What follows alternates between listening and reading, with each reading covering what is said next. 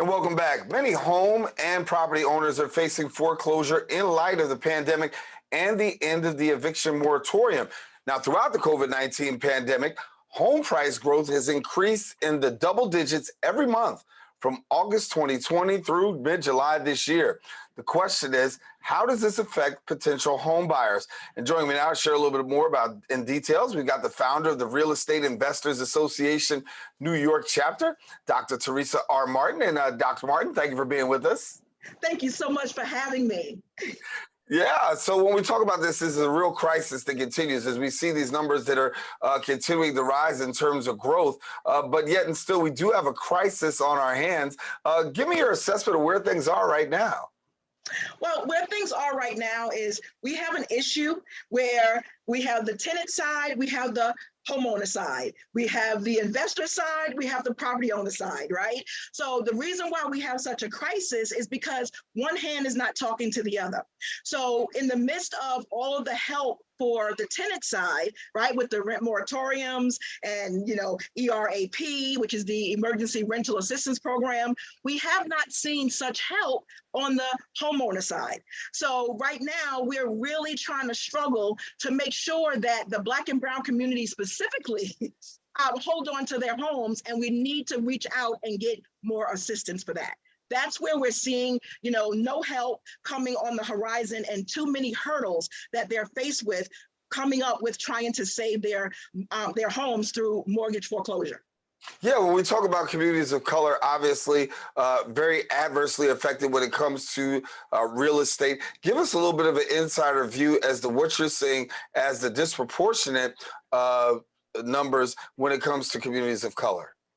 Yes, absolutely. Most people of color, when they are going into the closing room, when they're purchasing their home, right, they are told that it's best to get a two-family, right, or a three-family, so the tenants can help you offset your mortgage. So when we're looking at the rent moratoriums and things of that sort, if that is how we are sustaining our mortgages and helping us supplement our mortgages, it tends to reason why so many people, Black and Brown community people, are facing foreclosure right now, because the rent moratoriums, who I believe was sent to address the affordable housing issue and the apartment issues, not necessarily the mom and pop smaller homeowner issue, right. But when they come up with these things, they come up with these things that negatively impact the 4-unit and under.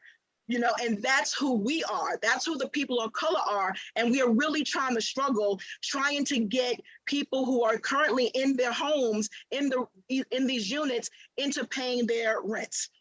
It's 75,000, over 75,000 cases right now in eviction court right now. Homeowners are not being able to see any type of relief as it relates to paying their mortgage. So what do? They can't take another job because we're in COVID, and a lot of people have been now home, right? So there's a whole lot of things going behind the scenes that we're not talking about and we're not addressing.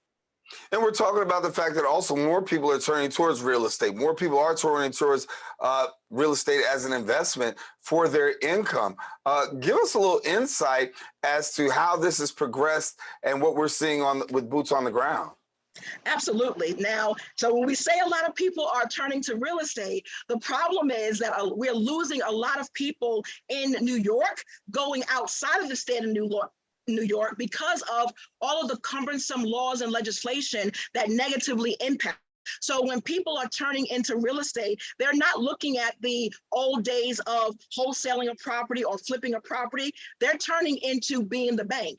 Why are they turning into being the bank, Daren, you may ask, is because in all of these things that's going on, what's happening is who wins? It seems to be the tenants and the banks, but the people in the middle are always being crushed. So you see a lot of people and a lot of people of color, especially through my association, training people on how to now buy sustainable mortgage notes to help people, preserve and build wealth through the avenue of real estate.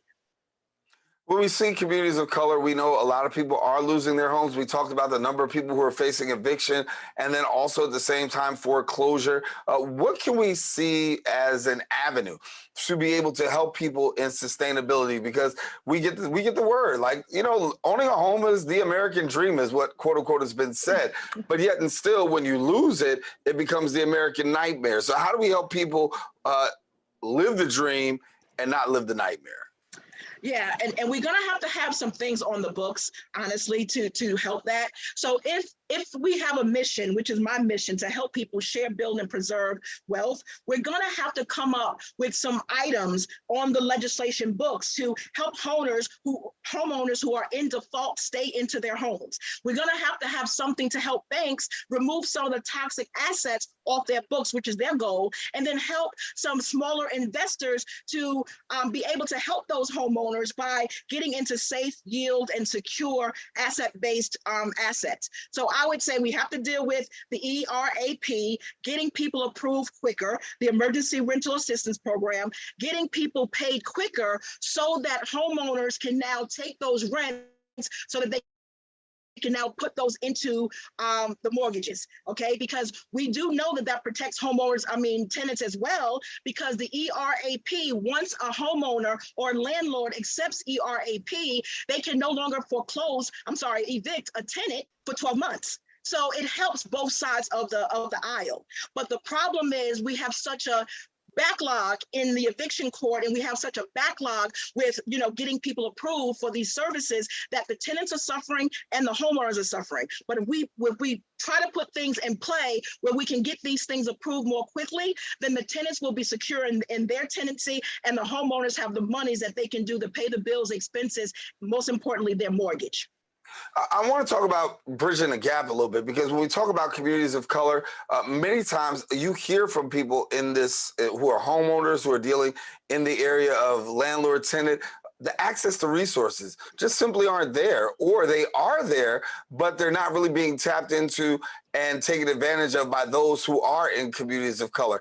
What can we do, and what are we seeing as the reasons for why we're seeing this not being able to cross the bridge to be able to get the help that they need? I believe that one of the biggest issues is that lack of knowledge, right? We don't know where to go because there's so many things going on in the news, but there's not a lot of information being shared about the resources that's available. I encourage people to go onto our website. We have a whole advocacy legislation committee that deals with the bills and legislation that is coming up that may be negatively impacting both tenants and or homeowners. We also have a bill track 50 where we're tracking all these bills when they're going in and out of committee. So I do encourage people to stay in contact with my association, but also stay in tune and go onto the New York State legislative websites and find out what things are going on there, because there's so many bills right now that is going on that we may not necessarily know about. The one big thing is, the tenants seeking lease renewals. That's a big issue. It's a big issue. Why aren't tenants getting lease renewals? The biggest issue is not because of the small investors or the small property owners, mom and pop landlords. It should be dropped squarely on Wall Street and equity firms using rentals to raise their profit levels, where the small investors and homeowners are encouraging more relationship with good tenants. They want to keep good tenants, but this is some of the things that we really need to stay in tune with. We need to get out there and vote. We need to make sure that we know what the issues are so that we are now coming in as a community. And one of the things that I do want to say is that information is key. There's a lot of misinformation out there and not a lot of positive information out there, but we have to stay tuned. If you don't know where to go, please, I encourage you to just get onto the New York State website, find out when the committees are meeting, find out when the town halls are being held, be there, show your voice, make sure they understand who you are and what your issues are. So when they're going behind closed doors, they're not doing it in a vacuum, that they actually know who they are elected to serve. Yeah, a lot of helpful information there. We want to thank Dr. Teresa R. Martin for sharing with us, and thank you for giving us some insight and certainly some things to look forward to. Appreciate having you. Thank you so much for having me. All righty. Well, we want our viewers to know now, if you want more information like we talked about, or to find out more about these bills, do me a favor. Visit the website, reianyc.org/real estate, and you'll be able to tap in to find out more about the services as well as those bills that we talked about. All right, we're taking a quick break. We've got more open. Don't go anywhere. We'll return right after this.